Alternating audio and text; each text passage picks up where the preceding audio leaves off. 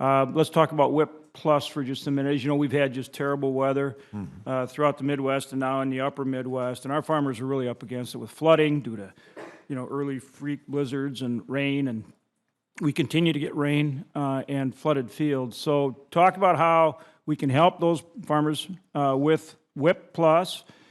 Do you have enough money to do it, and how you're going to handle these requests for secretarial disaster declarations that are coming your way? Well, thank you very much, Senator, and I appreciate you raising this. And that's something that we think is very important of moving forward to implement the WHIP Plus program and the disaster assistance that's available for producers that were either prevented from planting, that have been affected by flooding, by snowstorms, by hurricanes, wildfires, and volcanic eruptions. And so we're moving forward. As you know, that program is available. In terms of how does a county qualify, those determinations, it either has to be, the producer needs to be in a county that has been declared a disaster area by the Secretary or the President.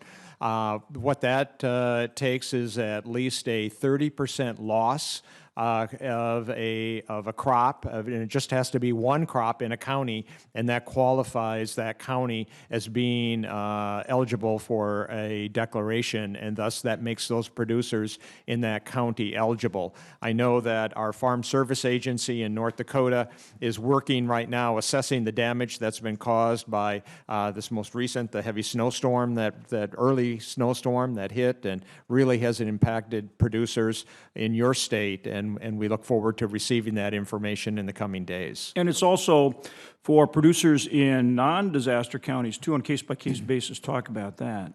Yeah, producers, even if they are, let's say that they're adjoining, if they're in a contiguous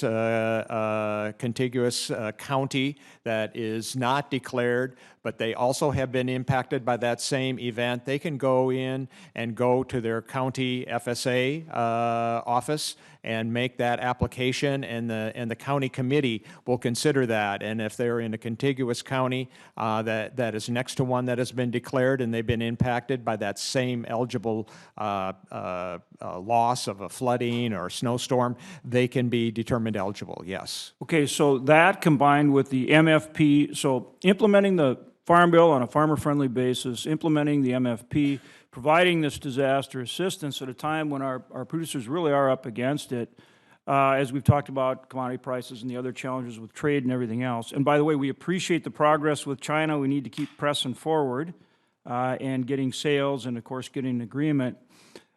Are the FSA offices staffed up and ready to go the way they need to be, because they've got a lot going on to help these farmers right now, and through the good work of our chairman here and ranking member of this committee, our Ag Appropriations Committee, USDA, we've got the programs now to provide some help, but those FSA offices have to be staffed and able to deliver it.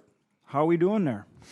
Yeah, we have a very aggressive hiring plan that's in place. We have been really trying to address that because we know that some of our county offices are understaffed and in some of our state offices, and we think that is a high priority for us to make sure that we are recruiting.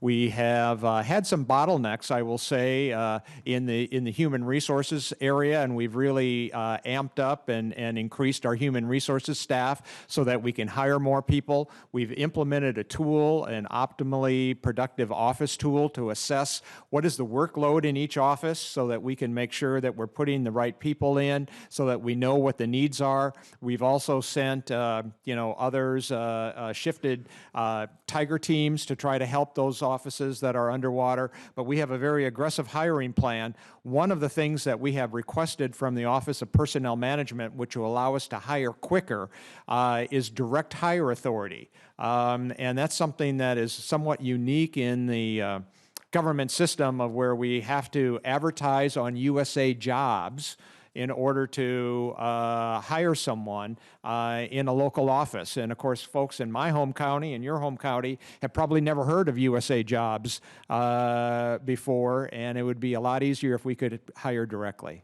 Well, if there's something we can do to help there, let us know, because we've made sure that you have the funding in your personnel line to hire people. And you need some people now to deliver that service. So we want to make sure we're helping you get them in place and that you're following the directives that we've built into not only the Farm Bill, but the Ag Appropriation Bill to make sure that staffing's in place. Thank you, Senator. Thank you.